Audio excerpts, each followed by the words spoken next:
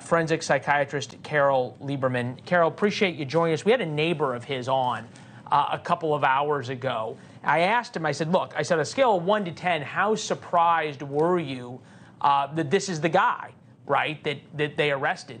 He's an architect who lived in a nice suburban neighborhood. And the neighbor said a 16. Said that, he seemed like a normal, albeit a little unfriendly fellow. Does that jive with the profile of this guy?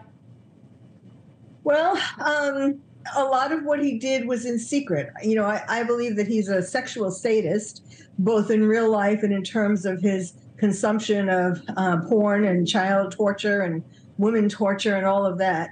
But, these are the kinds of things that obviously he kept to himself. There was something, though, that in the neighborhood, they told kids not to go to his house for Halloween. So, even though on the one hand they say he just seemed like a normal guy, on the other hand, they're sensing something for why they're telling the kids not to go there. Yeah, people realized there was something wrong. Also, we understand that there was some feelings that his house was in disrepair and didn't match that he was an architect, on and on and on. This was pretty interesting from the press conference. It speaks to, sadly, what you talked about, which is how the victims, the original 3 that he's been charged in, were all found. Take a listen. In a 14-month period, he had over 200 searches pertaining to the Gilgo investigation. Not only was he looking at investigative insight, he was trying to figure out how is the task force using cell phones to try to figure out what's happening. What are the developments with regard to the task force? And this really supported our decision to keep our investigative focus secret, because we knew that this one person would be watching.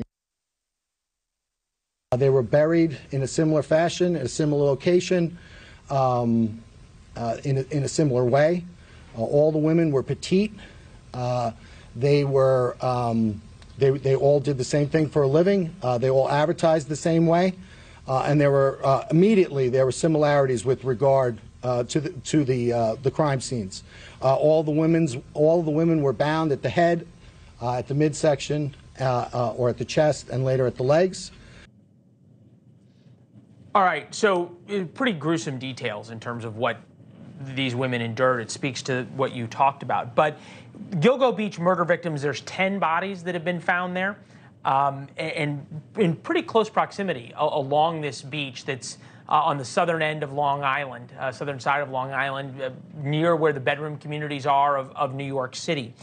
Are we to believe really that somebody was a serial killer? They killed 3 or 4 people all the way back in 2010, and then for 13 years went, for lack of a better term, quiet? Well, actually, one of them at least started even before 2010. The bodies were found in 2010, thanks to Shannon Gilbert, who called 911 and talked about, was screaming and panicking about they're after me and so on, which, by the way, they are not saying that this man is connected to her murder, and that might, in fact, be somebody else. But, this is a man who is very insecure about his own masculinity, needed to have women who were sex workers, who were petite, who he could overpower. Thanks for watching. Go to newsnationnow.com to find News Nation on your television provider. And don't forget to subscribe. Click the red button to get more of News Nation's fact-driven, unbiased coverage.